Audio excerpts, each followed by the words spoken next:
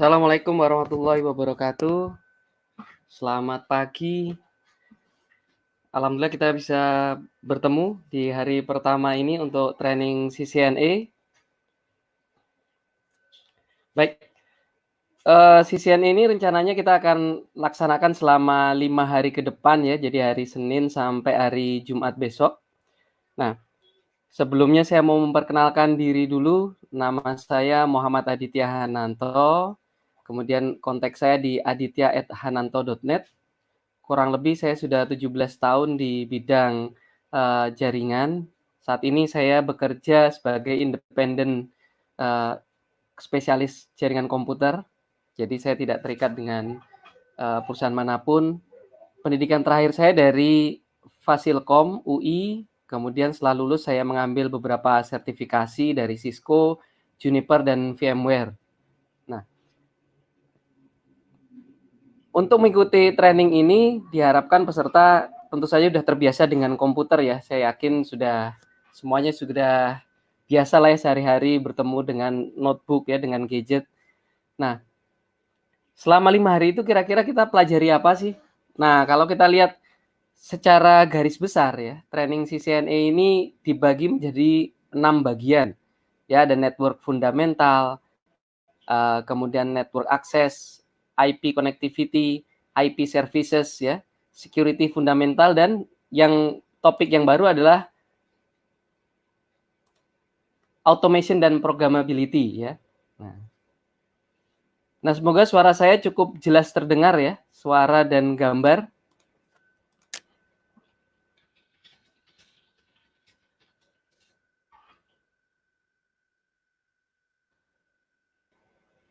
Bagaimana suara saya sudah terdengar jelas? Apakah slide juga sudah pindah? Oke, baik. Kita lanjutkan ya. Nah, pertanyaannya adalah apakah selama 5 hari ini bisa tercover semua ya? Ya, jadi jawaban jujurnya adalah tidak. Jadi ini materinya cukup banyak ya.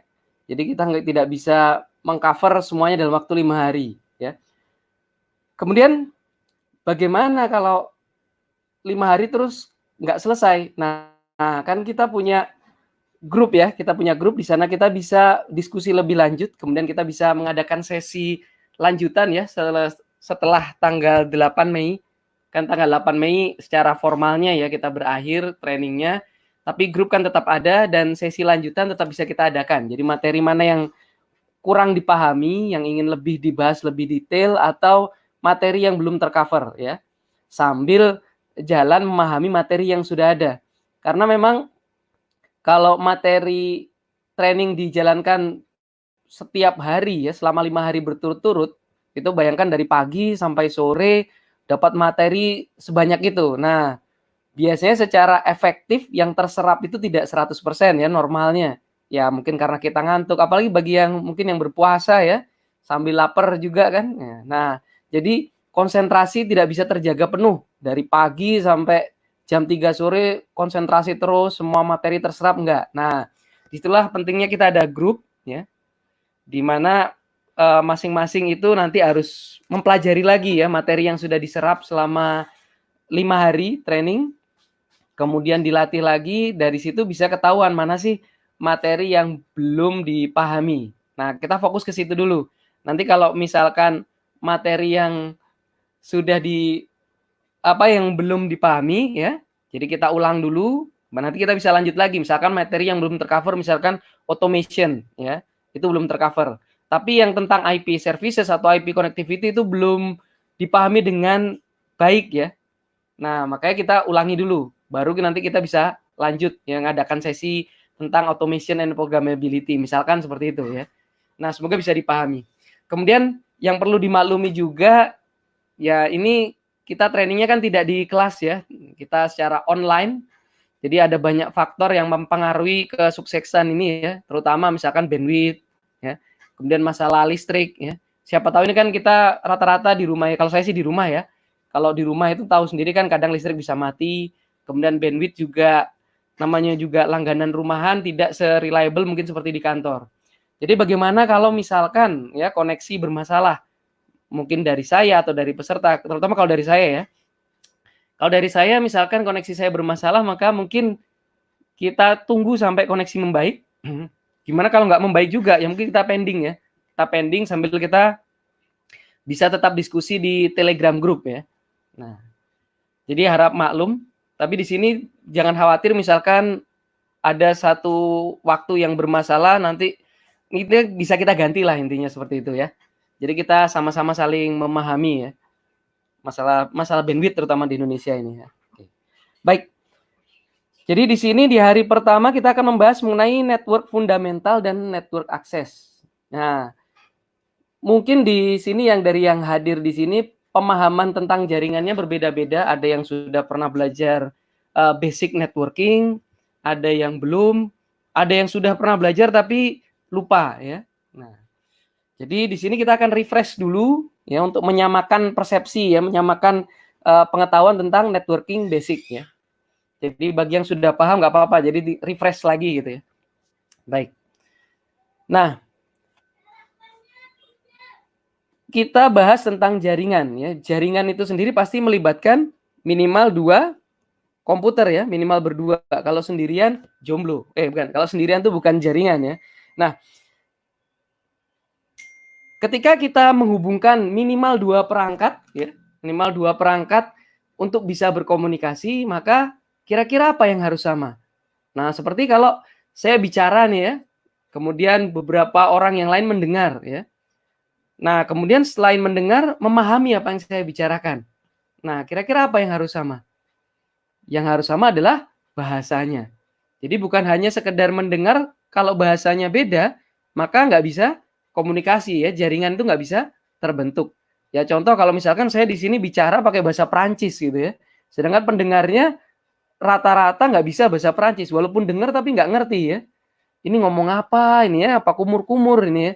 Padahal saya ngomongnya tentang jaringan, tapi karena pakai bahasa yang lain, maka yang lain nggak bisa memahami. Nah, sama dengan di jaringan. 2 komputer ini walaupun saling mendengar ya, misalkan bisa saling ngirim, bisa saling terima, tapi kalau bahasanya beda, maka mereka nggak bisa ngobrol. Nah, kalau di jaringan, bahasa itu adalah protokol. Jadi sering sekali kan kita dengar istilah protokol kalau di jaringan. Nah, protokol itu adalah bahasa. Nah, kita sekarang menggunakan jaringan raksasa, itu namanya jaringan internet. Ya, tak terhitung jumlah perangkat yang terhubung, dari perangkat yang kecil seperti sensor-sensor sampai perangkat yang besar-besar, server dan sebagainya ya. Nah, miliaran perangkat tersebut bisa berkomunikasi karena menggunakan protokol yang sama. Nah, ada yang tahu protokol apa yang kita gunakan ya, terutama di internet? Nah, ini protokol yang sering kita dengar istilahnya, yaitu TCP IP. Jadi nggak peduli mereknya apa ya, merek perangkatnya, selama menggunakan protokol yang sama, yaitu kita gunakan TCP IP di internet, maka perangkat-perangkat di internet tersebut bisa berkomunikasi. Nah, untuk memudahkan kita belajar ya, memudahkan kita belajar mengenai jaringan komputer dan untuk lebih membedakan fungsi di jaringan komputer, maka dibuatlah pemodelan ya. Nah, ini model yang paling sering kita dengar ya, yaitu OSI model.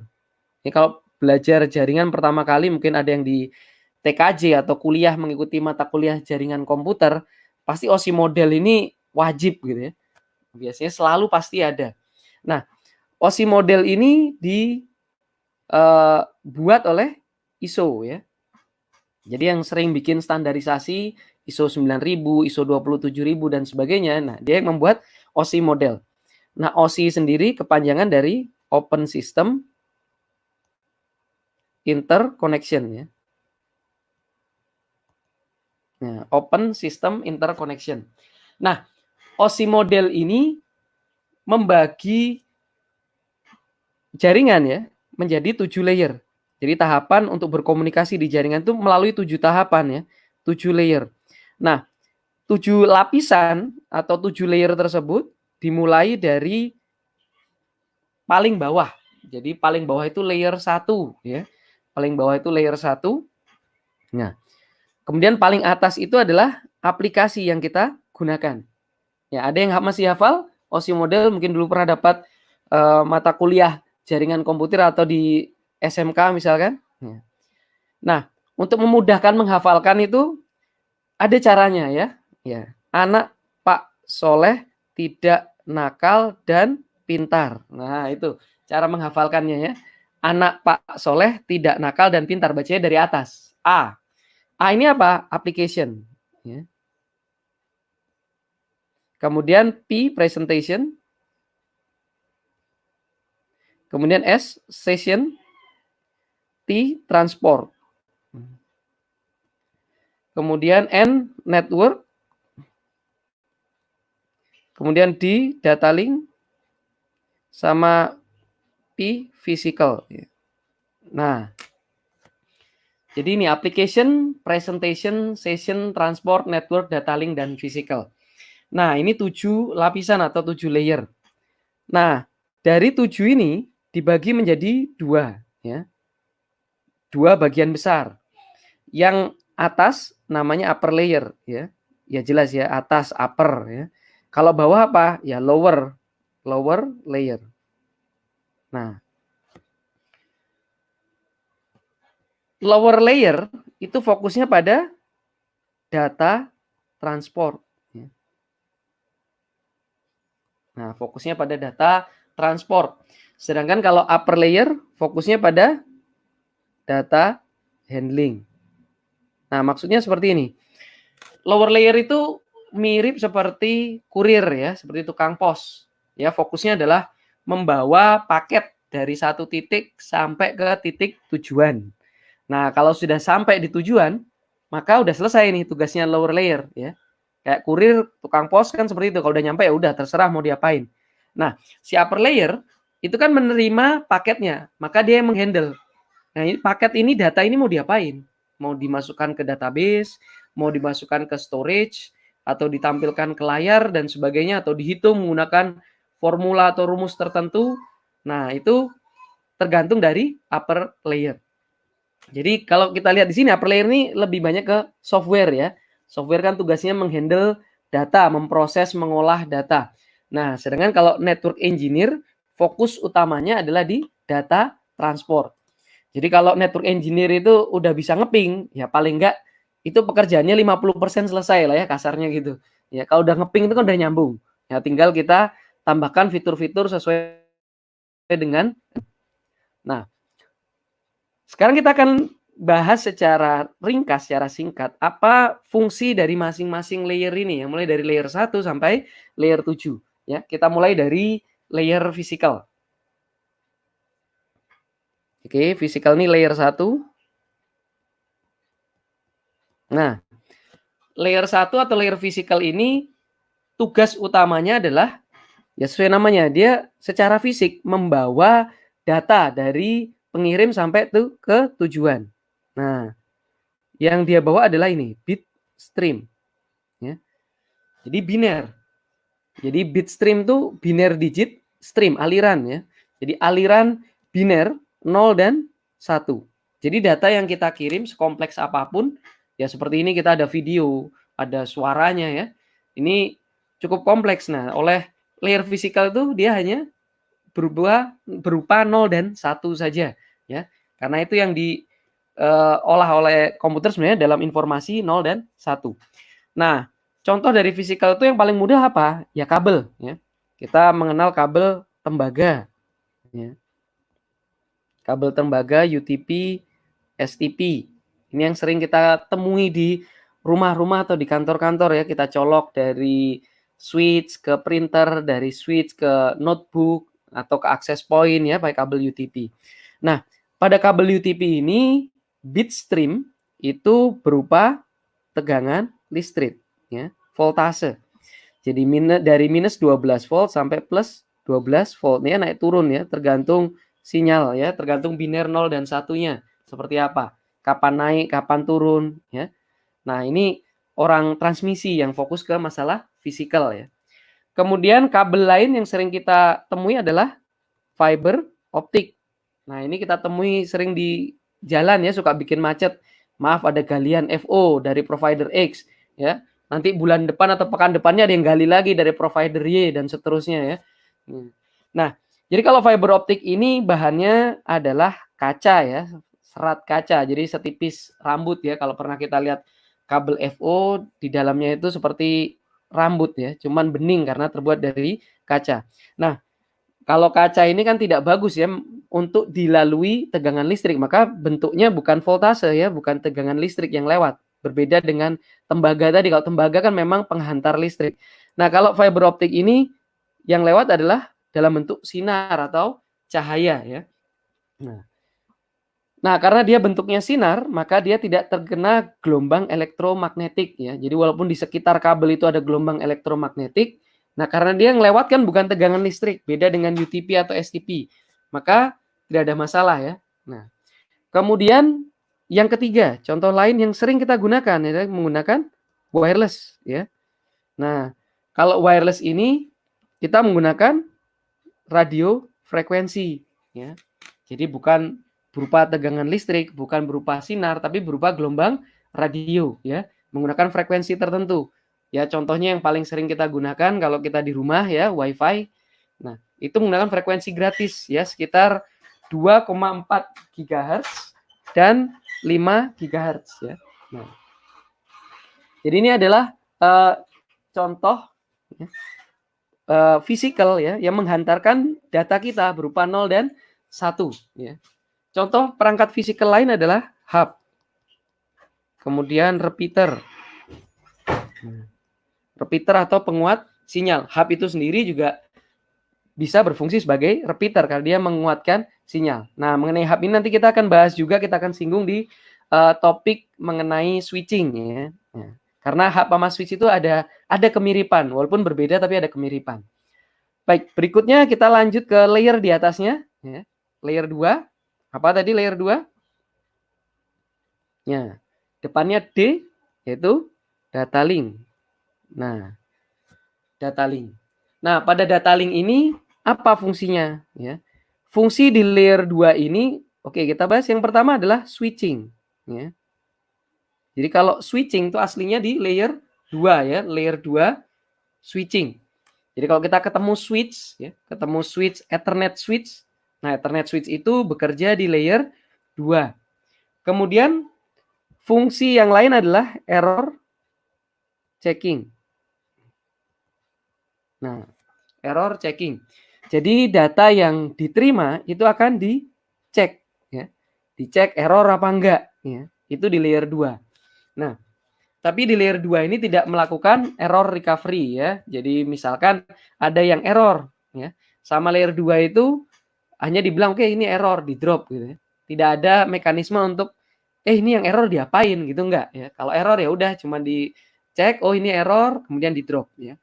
Nah, untuk menggantikan data yang error tadi itu nanti ada protokol lain ya. Ada protokol lain yang mikir. Tapi yang jelas bukan di layer 2 ini ya. Oke. Berikutnya di layer 3. Layer 3 namanya adalah network. Nah, di layer 3 ini ada fungsi yang sering kita dengar yaitu routing. Ya kan, routing switching. Ya, kalau routing di layer 3, kalau switching di layer 2. Ya. Nah, kalau switching tadi dilakukan oleh switch ya, contohnya switch Ethernet, switch frame relay gitu. Nah, kalau routing dilakukan oleh siapa? Ya, mudah ya, oleh router. Jadi router itu layernya di atas dari switch. Nah, tapi ada juga switch yang fungsinya jadi satu dengan router. Ya, kita sebutnya multi layer switch atau layer 3 switch. Nah, itu nanti detailnya di bagian switching. Nah, kemudian di layer 4 itu layer transport. Oke. Pada layer transport ini ada beberapa fungsi. Fungsi yang pertama adalah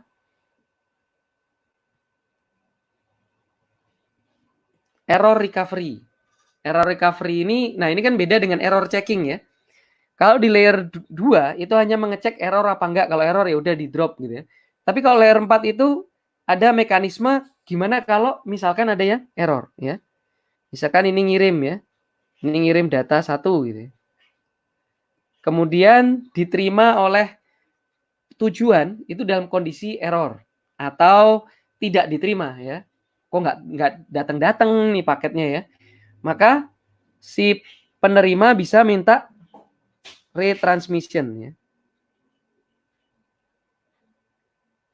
Dia meminta kepada pengirim, pengirim, tolong dikirim ulang. Nah, jadi nanti si pengirim akan kirim ulang lagi. Oke, saya kirim ulang deh, gitu ya. Nah, ini yang pertama ya, error recovery. Kemudian fungsi yang kedua, masih di layer 4 ya. Fungsi yang kedua adalah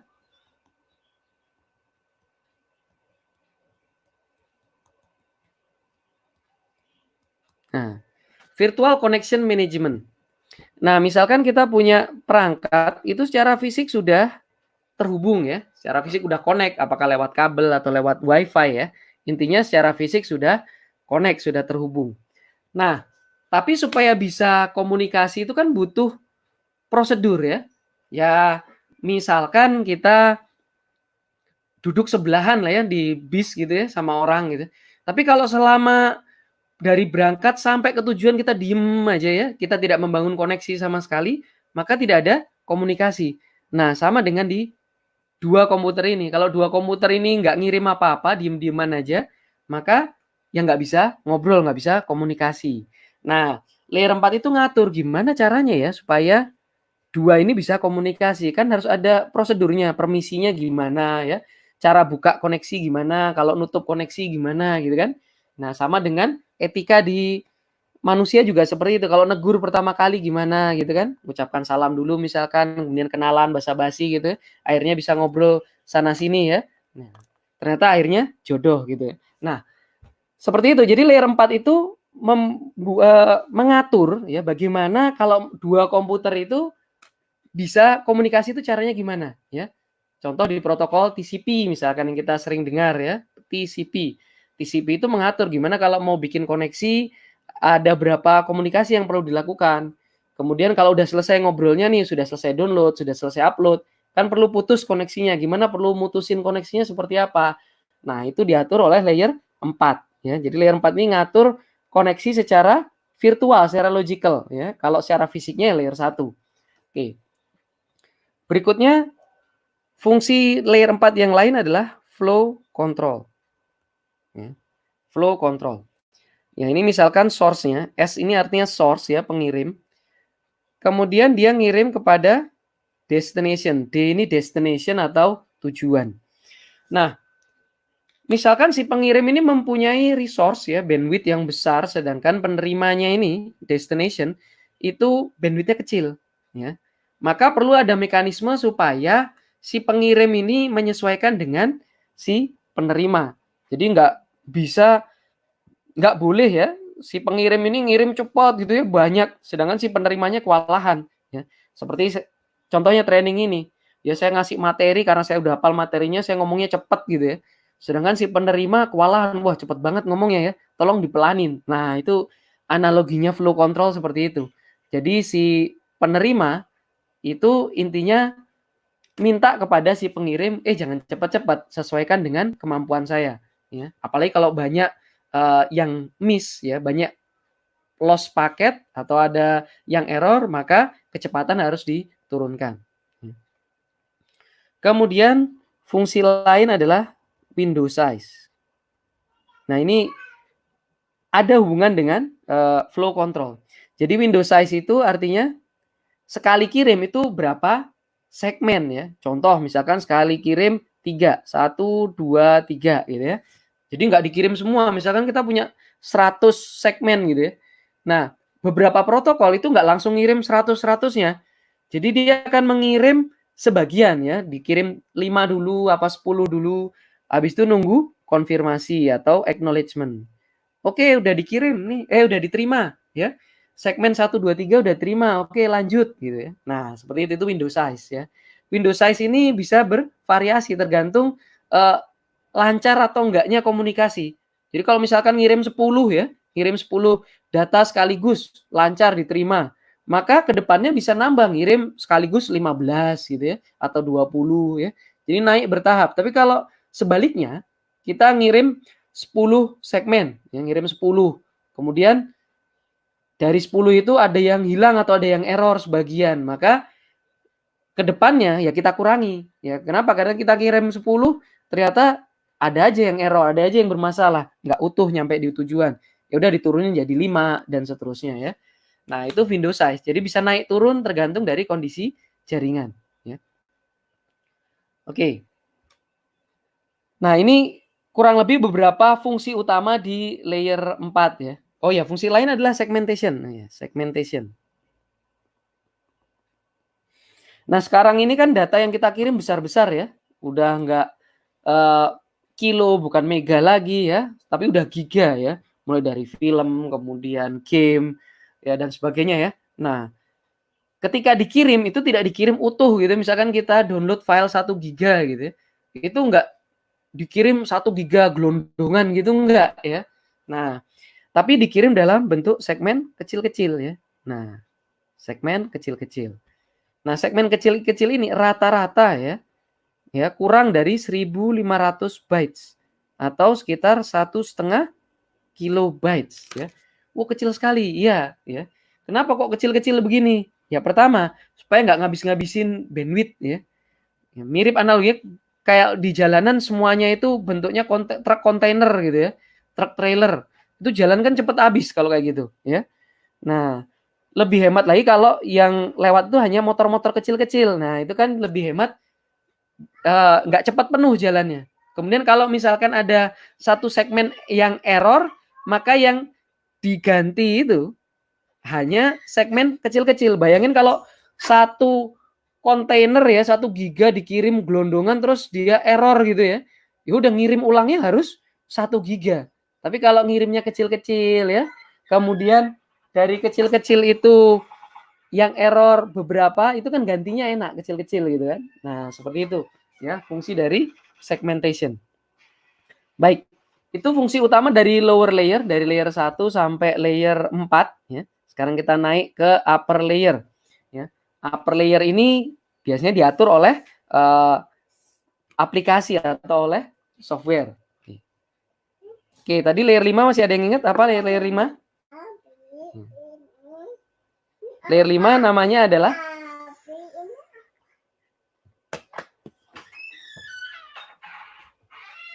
Oke, layer 5 ada yang masih ingat? Layer 5 adalah session ya. Layer 5 session. Nah, session. Oke. Kalau kita sudah biasa berkomunikasi di jaringan, nah kita tentu pernah remote config ya.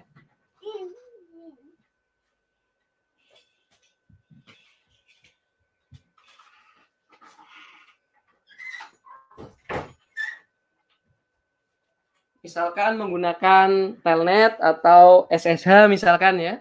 Nah, misalkan kita ada 3 komputer di sini ya.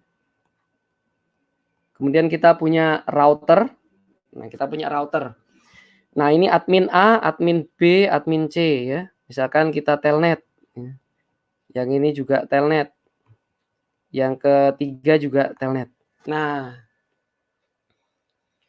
jadi session itu adalah membagi resource ya, CPU dan memori untuk tiap proses. Jadi ini misalkan sesi 1 ya. Ini sesi 2, ini sesi 3. Nah, itu secara logik dipisahkan oleh si router. Jadi telnet session yang A, ya admin yang A, itu tidak akan mempengaruhi session telnet yang si B ya, sesi 2 maupun sesi 3. Nah, ini yang dimaksud dengan session. Ya mirip juga dengan kalau kita transaksi di ATM ya, ada beberapa ATM berjejer gitu kan. Nah, itu tiap orang bertransaksi. Nah, oleh server yang di pusat, yang di core sana, nah itu pasti dibuatkan session ya. ATM 1, ATM 2, ATM 3. Jadi nggak pernah ketukar ya. Jadi misalkan ada orang narik tunai ya, narik tunai, sebelahnya ada orang setor tunai ya. Nah, itu nggak pernah ketukar. Yang narik tunai saldonya jadi nambah, kemudian yang setor tunai saldonya malah jadi kurang, nggak mungkin ya. Nah, karena sessionnya terpisah ya. Jadi secara logik sudah terpisah, walaupun secara fisik ya, secara fisik hardware-nya sama ya, memorinya itu, CPU-nya itu ya, servernya itu gitu ya. Nah, tapi secara logik, secara sesi ya, nah itu dipisah ya, seperti dibuat kamar-kamar terpisah. Nah, itu session. Nah, ini yang mengatur session tentu saja adalah software ya, atau aplikasi. Nah, tiap aplikasi tertentu itu bisa dibatasi sessionnya. Ya, contoh kalau kita bicara Cisco misalkan, session telnetnya ya itu bisa dibatasi misalkan 5 session telnet. Jadi kalau lebih dari 5 nggak bisa masuk gitu ya. Nah, begitu juga dengan aplikasi yang lain seperti application database misalkan, seperti database yang boleh read dan write itu juga dibatasi maksimum berapa ya. Oke, berikutnya kita lanjut ke layer 6 ya. Layer 6 presentation. Oke, presentation. Nah, kalau presentation ini fungsi pertama ya. Ini mungkin sering kita gunakan, kompresi ya. Mengkompres. Jadi kita zip ya, nge-zip file ya. Nah, itu termasuk kompresi ya, bagian dari fungsi layer 6 ya. Kemudian enkripsi. Enkripsi di layer aplikasi ya. Kalau di lower layer juga kita mengenal enkripsi juga seperti dilakukan di IPsec gitu ya. Nah, tapi kalau yang kita bicarakan di layer 6 ini enkripsi di aplikasi ya. Nah, jadi kalau untuk perbankan misalkan ya, itu kan sangat concern terhadap security. Nah, itu biasanya enkripsinya berlapis ya, aplikasinya nge-encrypt, kemudian di lower layernya, di transportnya juga di-encrypt ya. Contoh misalkan menggunakan IPsec. Jadi fungsi layer 6 yang pertama adalah kompresi, kemudian yang kedua enkripsi, kemudian yang ketiga mendefinisikan format data. Ya. Nah, data yang kita kirim itu secara garis besar kan dibagi menjadi 4 ya. Ada teks, ada image, ada audio, sama video. Ya. Ini secara garis besar ini, sekompleks apapun data yang kita kirim pasti termasuk salah satu dari 4 ini ya, bisa teks, bisa gambar, bisa suara maupun gabungan suara dan gambar yaitu video. Nah, tapi ternyata tiap data ini juga mempunyai format yang berbeda-beda ya. Ya seperti teks. Teks itu ada TXT ya, ada RTF, kemudian ada doc ya. Nah, masing-masing format ini beda-beda ya kemampuannya. Contoh kayak doc. Doc itu bisa bold, italic, underline, bisa menyisipkan tabel dan sebagainya. Sedangkan kalau TXT ya nggak bisa ya, cuma tulisan gitu aja ya. Nah, image juga sama. Image tuh formatnya ada macam-macam. Ada GIF yang bisa bergerak-gerak ya, animasi. Kemudian ada JPEG, ada PSD. Kemudian audio. Audio juga beda-beda. Ada MP3 ya. Ada format CD audio dan sebagai video juga ada MP4 ya, ada AVI, ada MKV dan sebagainya. Nah, tiap format data ini kan cara membacanya atau representasinya beda-beda. Jadi kalau sebuah aplikasi tidak mempunyai kemampuan untuk memahami gimana cara baca format ini ya, maka ya nggak bisa dibuka. Contoh, kita punya doc, kemudian kita coba buka pakai aplikasi Notepad. Nah, sedangkan aplikasi Notepad itu dibuat tidak diprogram untuk tahu gimana cara baca doc. Jadi ya nggak bisa dibaca doc tersebut. Begitu juga dengan file PSD, Photoshop misalkan kita buka pakai aplikasi Paint. Aplikasi Paint-nya bingung, ini format gambar apaan ini? Saya gimana bacanya, gimana nampilinnya? Dia nggak tahu. Ya, karena aplikasi Paint itu tidak diprogram untuk tahu ya format data PSD. Oke. Jadi ini adalah fungsi dari layer 6 ya. Ini bagian dari cara menghandle data yang dilakukan oleh aplikasi. Kemudian yang paling atas yaitu layer 7 atau application. Nah, layer application ini fungsinya adalah yang pertama tentu saja menerima input dari user ya. Nah, ketika kita komunikasi di jaringan, contoh paling sederhana kita mau kirim halo apa kabar gitu ya. Nah, itu menerima input kan? ya, menerima input melalui keyboard atau melalui ketikan ya. Nah, kemudian memberi output kepada user ya. Misalkan ada pesan yang masuk ya, maka akan ditampilkan ke layar. Nah, itu dia memberikan output kepada kita ya. Itu aplikasi memberikan output kepada user. Kemudian fungsi lain adalah mengetahui lawan bicara. Nah, misalkan kita lagi buka website gitu ya. Nah, kita kan pengen tahu ini saya lagi ngobrol sama server mana ya. Kita tinggal lihat di browsernya misalkan. Kita lihat di browser, kemudian kita lihat alamat. Oh, cisco.com. Oh, artinya saya lagi ngobrol dengan server cisco.com. Ya. Kemudian fungsi lain adalah melakukan autentikasi. Ya. Contoh kita mau buka email sama aplikasi, ya misalkan email klien atau browser, dia nanya username passwordnya apa. Nah, itu autentikasi. Ya. Atau kalau kita menggunakan internet banking sama si aplikasi internet bankingnya ditanya tokennya ya, angka yang muncul di tokennya berapa. Nah, itu termasuk dari autentikasi. Nah, jadi ini secara garis besar ya overview-nya fungsi dari layer 1 sampai layer 7. Kalau mau lebih detailnya, nah ini bisa seharian bahas OSI model aja kalau terlalu detail ya. Nah, untuk detailnya bisa membaca di buku yang sudah saya share di grup ya. Nah, di situ bisa dibaca kalau ingin tahu lebih dalam fungsi dari layer 1 sampai layer 7 ya. Nah, baik. Berikutnya kita akan membahas bagaimana pengiriman data ya dari source sampai ke destination. Oke. Kita bayangkan ketika kita mau ngirim paket ke teman kita ya, lewat kurir ya. Misalkan kita lewat kurir seperti Tiki, JNE ya, JNT dan sebagainya. Maka yang kita lakukan adalah kita membungkus paket ya kan? Kita bungkus ya. Apakah di dalam kardus atau kita bungkus plastik kemudian dilakban gitu ya. Nah, begitu juga dengan surat kan. Kalau kita mau ngirim surat kan kita bungkus juga menggunakan amplop. Nah, di jaringan juga sama ya. Ketika source mengirim ke destination ya, tentu ada data yang ingin dikirim. Kalau nggak ada data yang dikirim ya nggak usah kirim ya. Nah, data ini tidak harus dikirim. Contohnya data apa ya? Itu apa kabar? Halo, apa kabar? Selamat pagi, assalamualaikum. Nah, itu kan data ya dalam bentuk teks. Nah, data ini dikirim harus dibungkus dulu. Nah, bungkusnya pakai apa? Yang jelas bukan kardus ya, bukan plastik, bukan amplop, tapi dibungkusnya menggunakan yang namanya header. Ya. Nah, kalau namanya header ya di depan ya, head ya. Nah, kemudian kalau di belakang namanya trailer ya, ekor. Nah, trailer ini contohnya FTS.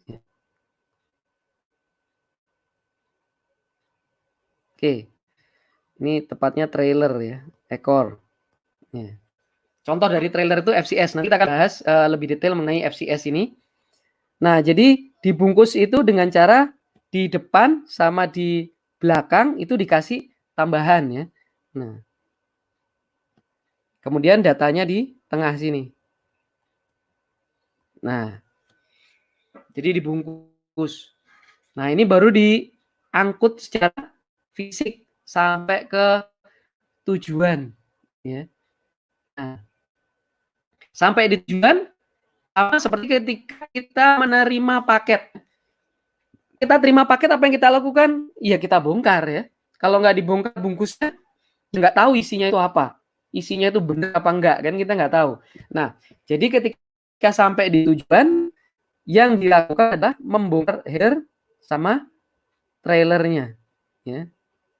Nah, kemudian nanti tinggal dicek isi datanya. Ya. Nanti ada dua kemungkinan, oke atau nah. Oke, oh datanya utuh, datanya lengkap. Oh, datanya ternyata tidak utuh ya, atau datanya nggak sampai ya.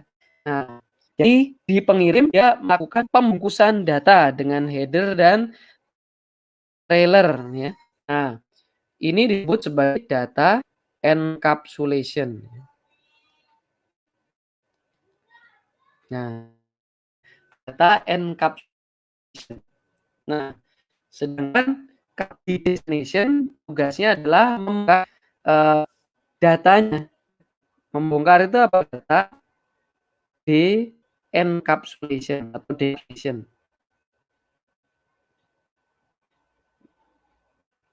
Nah, seperti ini.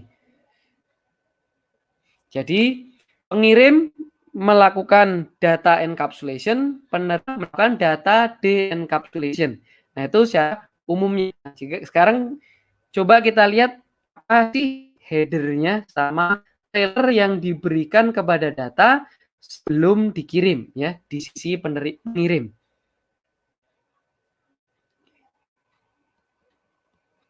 Oke, kita lihat di sisi source ya.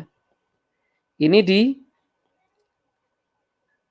atas dia menginputkan, usernya menginputkan data ya, ini data mentah, tidak bisa dikirim ya. Seperti kalau kita kirim surat, kalau nggak ada amplopnya, nggak ada perangkonya, tidak ada alamat pengirim, alamat tujuan, baru ada suratnya aja, maka nggak bisa dikirim kan. Kalaupun dikirim sama tukang posnya pasti drop. Ini mau kemana suratnya? Kok cuma surat aja, nggak ada perangko, nggak ada amplop, ada poin dan tujuan. Ya. Nah, di aplikasi, ya, di aplikasi dikasih application head. Nah, seperti jadi aplikasi pertama kali memberikan header. Ya. Nah, apa isinya? Ya. Nah, ini tentu saja berhubungan dengan informasi aplikasinya, ya. Mulai dari aplikasi apa.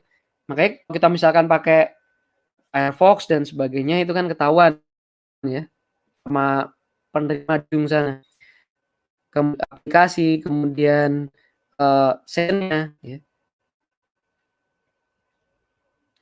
Kemudian data ini akan turun lagi ke bawah ya, ke layer transport. Oleh layer transport dikasih header lagi ya. Ini layer 4 kan. Jadi nambah. Ya, sebelumnya aplikasi ngasih header, sekarang layer 4 atau transport itu ngasih header juga ya. Jadi layer 4 header. Nah, layer 4 header ini salah satu isinya adalah source port dan destination port ya. Nah, port di sini bukan port fisikal ya, tapi port logical ya. Jadi port logical. Contoh, misalkan kita menggunakan protokol HTTP untuk browsing ya. Nah, itu defaultnya HTTP itu menggunakan port 80, walaupun bisa diganti ya, tapi kita bicara default port 80. Kalau secara fisik kita cari port 80 itu di mana gitu. Kalau kita cari port 80 nggak ada ya. Karena itu ya logical. Untuk membedakan satu service dengan service yang lain yang menggunakan logical port. Port sendiri 6 bit ya, sekitar 65 ribuan ya, sekitar 65.000 logical. Nah, jadi di sini dihitung Kang ngirimnya pakai port berapa, tujuannya pakai port berapa. Nah, data yang sudah mempunyai layer 4 header ini disebut sebagai segmen. Jadi kalau layer 4 itu nama data unitnya adalah segmen. Segmen ini turun bawah layer 3. Layer 3 itu network. Kalau tadi transport layer 4. Nah, layer 3 ngasih header. Layer 3 header, layer 4 header, application header, data.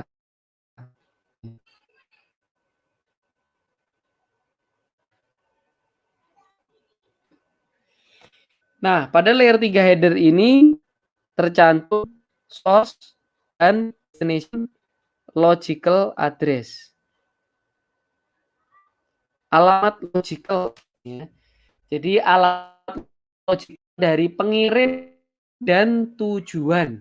Alamatnya apa? IP address. Ini alamat yang sering kita temui ya, sering kita dengar atau sering kita ucapkan. IP berapa? IP address-nya berapa ya. Nah, itu alamat logical ya. Jadi alamat yang diberikan oleh protokol tertentu, protokol IP. Keluar dari pabrik alamat itu nggak ada. Jadi kita punya notebook, router, switch ya, itu tidak punya IP yang fix, yaitu alamat logical itu, bukan physical, bukan hardware address. Nah, alamat logical ini tergantung protokolnya. Ya kalau misalkan kita pakai selain IP seperti IPX gitu ya, seperti si LNP, protokol selain IP, yaitu alamat logicalnya beda lagi, ya tidak menggunakan IP address. Ya. Nah, kalau sudah dikasih layer 3 header seperti ini namanya bukan segmen, tapi namanya adalah paket. Ya. Jadi paket itu adalah data unit di layer 3, ya, atau di network layer. Nah, paket ini akan turun lagi ke bawah ke layer 2. Layer 2 yaitu data link. Ya. Nah, data link. Nah, di data link ini ditambahin depan sama belakang. Ya. Kalau layer 3, layer 4 tadi nambahin header aja ya. Nah, kalau layer 2 ini nambahin header, layer 2 header.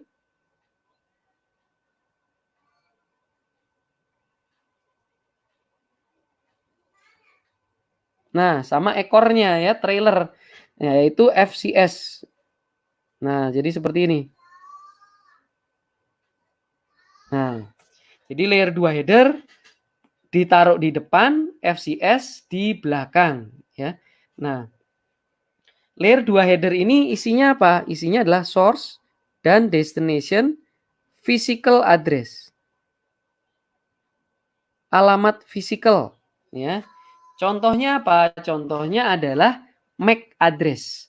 Jadi perangkat jaringan ya yang menggunakan protokol Ethernet ketika keluar dari pabrik dia sudah ada alamat fisikalnya, alamat hardwarenya. Jadi udah ditanam sama vendornya yaitu MAC address ya. Jadi MAC address itu sudah unik ya, di tiap perangkat ada MAC address-nya yang pakai protokol Ethernet. Nah, pertanyaannya adalah, nah kenapa ketika kita komunikasi di jaringan, kenapa kita butuh dua alamat? Kenapa ada logical address dan kenapa ada physical address? Kenapa nggak salah satu aja? Ya, kan lebih simpel gitu daripada ada dua, kan ribet. Alamatnya kok ada dua. Nah, nanti kita akan bahas. Kemudian berikutnya FCS ya. Frame check sequence ya. Ini frame check sequence. Ini untuk apa? Error checking atau error detection. Untuk mendeteksi atau mengecek apakah ada error ya. Data ini error apa enggak? Oke. Kita lihat cara kerjanya seperti ini.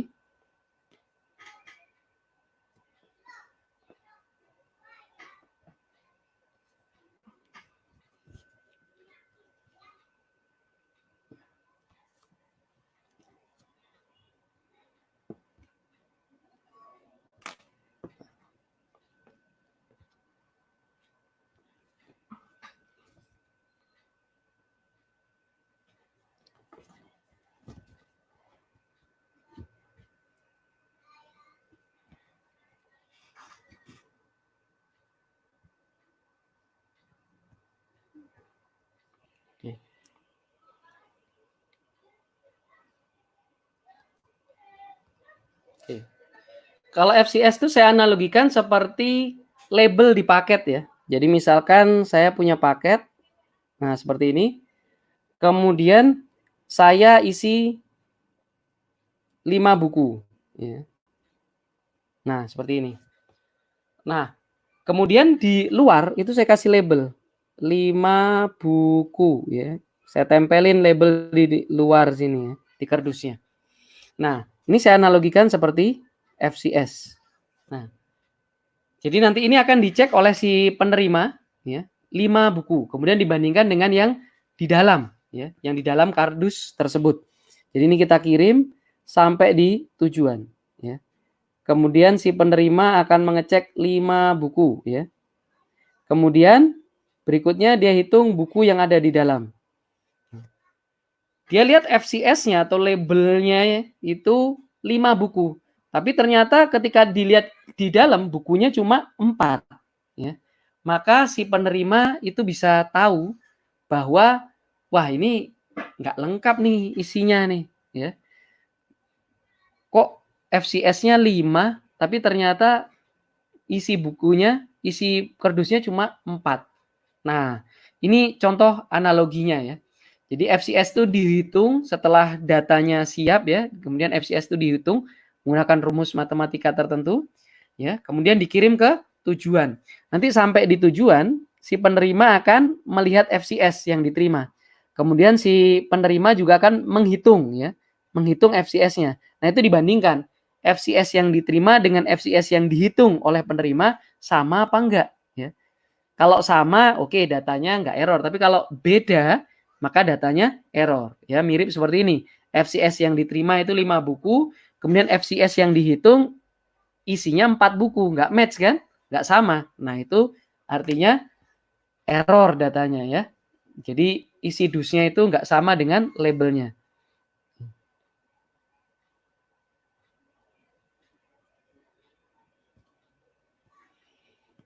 Baik, berikutnya adalah kenapa kita membutuhkan 2 alamat ya. Kita membutuhkan 2 alamat, ada alamat fisikal dan ada alamat logical.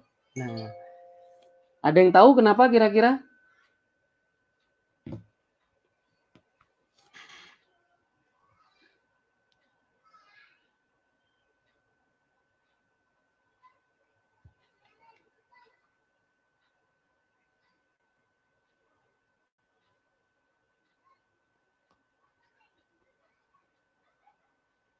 Ada yang tahu kira-kira kenapa kita butuh 2 alamat?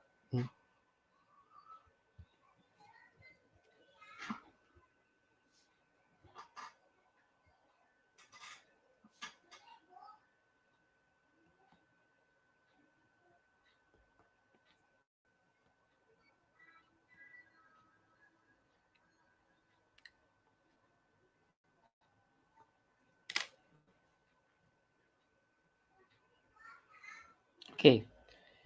Kenapa kita butuh 2 alamat? Misalkan saya Adit ya, saya di Jakarta ya. Saya mau kirim paket kepada Budi yang ada di Surabaya. Oke. Nah, secara fisik saya tidak membawa paket itu langsung ke Budi di Surabaya ya, tapi saya minta tolong kurir ya. Ya misalkan kantor pos lah ya. Misalkan ini kantor pos. Nah, kalau saya mau kirim paket ke Budi di Surabaya, saya harus tahu alamat Budi. Pasti ya, saya harus tahu alamatnya Budi yang ada di Surabaya, alamat lengkapnya ya. Nah, selain alamatnya Budi, ada nggak alamat lain yang saya harus tahu?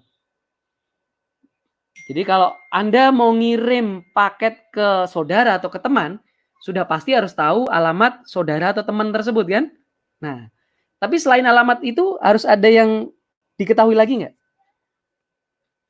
Misal nih, kita udah tahu nih alamatnya saudara kita ya. Nah, tapi kita nggak tahu alamatnya kurir, alamatnya kantor pos nggak tahu, Tiki, JNE, dan kawan-kawannya kita nggak tahu. Kira-kira bisa ngirim nggak? Ya nggak bisa. Ya kita harus bawa sendiri. Ya kalau dekat sih nggak apa-apa. Kalau jauh seperti ini, ya apalagi di masa PSBB ini kan saya nggak bisa mudik ke Surabaya. Ya. Nah, jadi ada 2 alamat yang perlu diketahui, yaitu alamat tujuan, ya, alamat tujuan si Budi ini, sama alamat kurir. Ada 2 alamat yang saya harus tahu. Ya. Jadi kalau saya misalkan saya di Jakarta, maka saya cari aja kantor pos Jakarta yang terdekat dengan saya. Ya. Nah, jadi secara logical, kalau secara logical pengirimnya adalah Adit. Ya. Tujuannya adalah Budi. Ini secara logical. Ya. Tapi secara fisikal tidak sesimpel ini. Ya. Secara fisikal paket ini bergerak dari saya ke kantor pos Jakarta. Ya, dari saya ke kantor pos Jakarta. Jadi source-nya siapa? Source-nya dari Adit ya. Destination-nya adalah kantor pos Jakarta. Nah, kemudian dari kantor pos Jakarta itu ya saya buat lebih simpel aja ya, langsung ke kantor pos Surabaya. Ya. Nah, maka alamat source dan destination-nya berubah. Yaitu dari mana? Dari kantor pos Jakarta dari kantor pos Jakarta ke kantor pos Surabaya. Ya. Jadi alamat fisikalnya berubah kan? Pengirimnya bukan saya lagi secara fisik, tapi secara fisik yang ngirim itu kantor pos Jakarta dengan tujuan kantor pos Surabaya. Ya. Nah, dari kantor pos Surabaya ini akan diteruskan ke Budi. Jadi berubah lagi di sini. Source-nya adalah kantor pos Surabaya dengan tujuan Budi di Surabaya. Jadi kita lihat di sini kalau secara logical ya, secara logical alamat itu nggak berubah ya. Pengirimnya saya, tujuannya Budi. Atau kita sebut end to end dari ujung ke ujung. Ya, alamat logical itu mendefinisikan ujung ke ujung, end to end. Source-nya Adit, tujuannya Budi. Tapi kalau physical itu hope by hope ya. Kalau alamat physical ini hope by hope ya. Jadi dari Adit tujuannya kantor pos Jakarta. Dari kantor pos Jakarta tujuannya ke kantor pos Surabaya. Ya, dari kantor pos Surabaya ke Budi. Nah, jadi kenapa kita butuh dua alamat? Karena kita harus tahu secara fisiknya kita kemana. Memang kita ngirimnya ke Budi, tapi secara fisik kan nggak langsung ke Budi. Kita harus tahu alamat kurir terdekat. Jadi kalau alamatnya Budi tahu, tapi alamatnya kurir terdekat nggak tahu, ya nggak bisa kirim ke Budi. Nah, ini mirip seperti di jaringan ya. Contoh di jaringan seperti ini. Ini komputer saya ya, komputer Adit ya. Kemudian saya dengan komputer Budi itu terpisah dua router ya. Ini router 1, ini router 2 ya. Nah, kalau secara logical maka source-nya adalah Adit, destination-nya adalah Budi. Ya. Tadi alamat logical sempat saya singgung. Contoh dari alamat logical adalah IP ya. Contohnya adalah IP. Jadi di sini pengirimnya adalah IP-nya Adit, tujuannya IP-nya Budi. Ini adalah secara logicalnya. Nah, kalau secara fisikalnya, pertama itu dari Adit, dari PC Adit ke router 1. Maka source-nya adalah dari Adit, destination-nya router 1. Nah, contoh dari alamat physical, contohnya tadi apa? Sempat saya singgung. Contohnya adalah MAC address. Ya. Nah, jadi di sini dari MAC address-nya Adit, kemudian dengan tujuan MAC address-nya router 1. Ya. Nah, kemudian setelah sampai router 1 sama router 1 akan diteruskan ke router 2. Maka di sini source-nya berubah lagi. Dari MAC address-nya router 1, tujuannya MAC address router 2. Ya. Kemudian dari router 2 akan diteruskan ke PC Budi. Source-nya adalah MAC address router 2 dengan tujuan MAC address-nya Budi. Nah, seperti ini. Jadi kita lihat bahwa mirip seperti komunikasi di manusia ya, bahwa ada alamat logical ya, end to end, ada alamat hop by hop yang perlu diketahui supaya paket bisa sampai ke tujuan. Nah, jadi kalau tadi logical address ada di mana? Logical address ini ada di layer 3 header. Tapi kalau alamat physical itu adanya di layer 2 header ya. Nah, jadi yang berubah-ubah yang mana? Yang physical address. Kalau logical address itu tidak berubah-ubah ya, kecuali ada fitur tertentu seperti NAT dan sebagainya. Tapi kalau kita bicara default ya, IP itu ya end to end ya.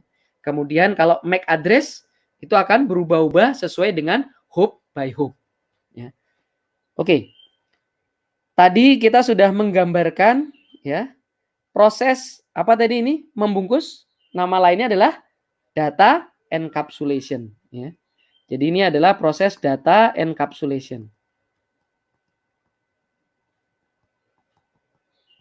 Nah, data encapsulation terjadi di mana? Di pengirim ya, bungkus. Ya, kalau penerima ngapain? Bongkar ya lawannya. Oke. Sekarang kita lihat di destination. Oh ya, tadi satu lagi kalau udah punya layer 2 header namanya apa? Nah, ini itu namanya adalah frame ya.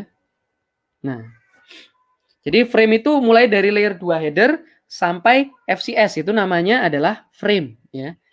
Nah, frame ini diubah dulu ke biner ya, 0 dan 1 ya, di biner menjadi biner, kemudian oleh siapa yang mengirim ya, physical ya, berupa kabel atau wireless ya, dibawa ke tujuan ya.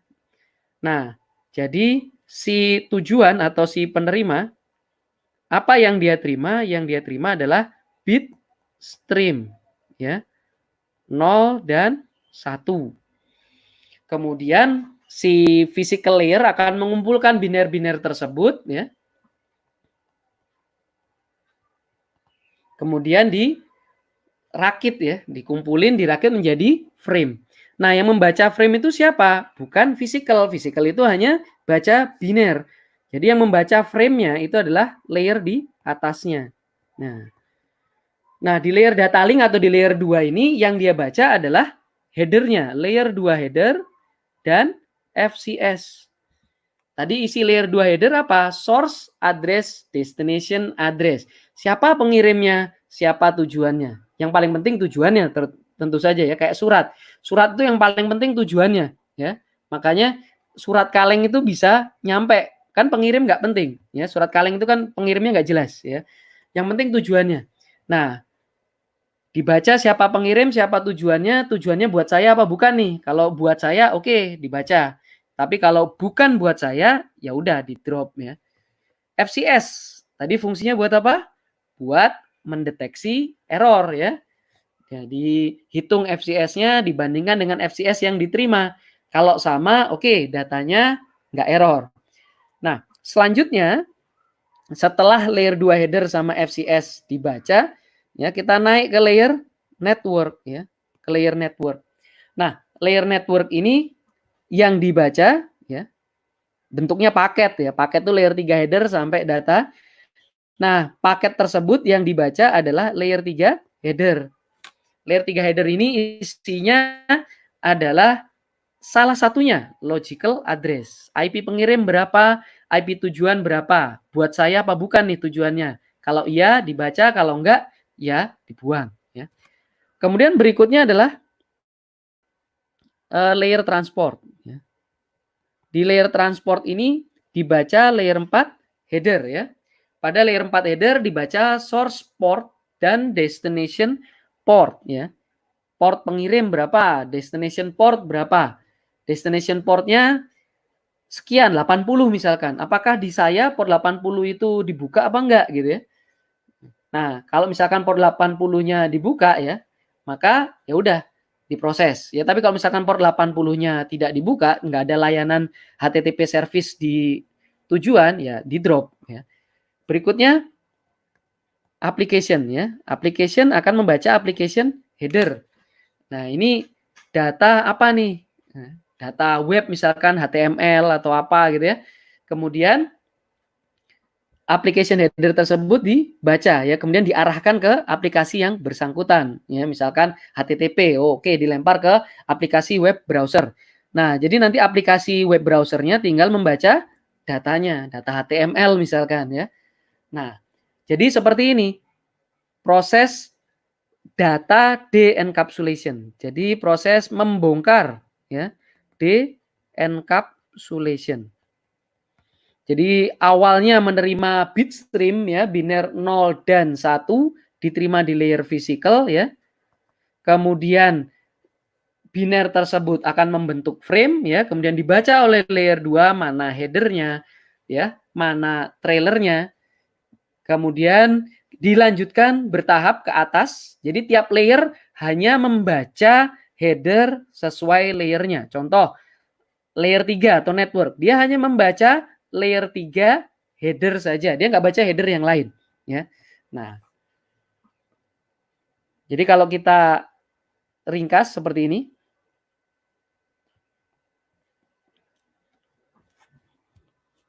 Nah,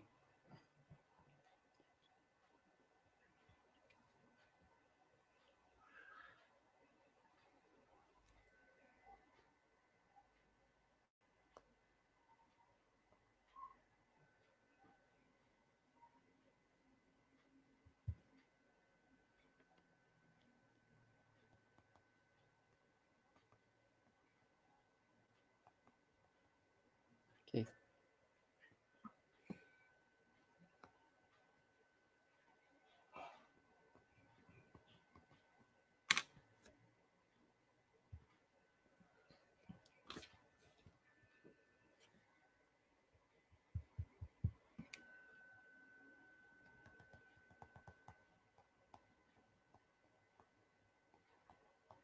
Oke.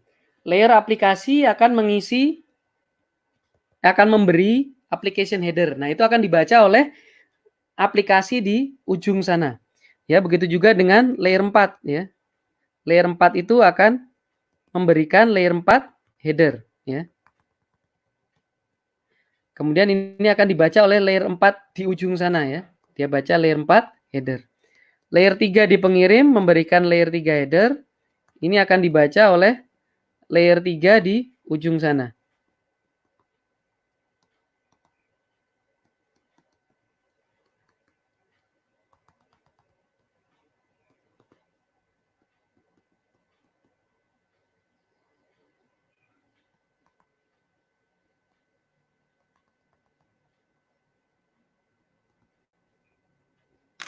Nah, jadi seperti ini ya. Jadi layer yang sama itu seolah-olah ya berkomunikasi dengan layer yang sama di tujuan. Ya walaupun secara fisiknya memang lewat bawah dulu ya. Ke layer 1 dulu baru dari di tujuan naik ke aplikasi. Tapi secara logiknya itu seperti ini. Layer 4 itu ngobrolnya sama layer 4 ya. Layer 3 ngobrolnya sama layer 3 ya. Jadi tidak mungkin layer 2 ya, itu iseng gitu baca layer 3 header gitu ya. Dia kepo, saya pengen tahu layer 3 header itu isinya apa. Enggak ya. Jadi layer 2 ya dia baca layer 2 header saja ya, sama FCS ya untuk mengecek error apa enggaknya. Oke. Baik. Nah, jam 10.24, oke. Jadi kita akan break dulu selama 15 menit ya. Nanti kita akan lanjutkan lagi dengan network fundamental ya. Baik, kita akan break dulu ya selama 15 menit. Kalau ada pertanyaan silakan diketik di bagian chat.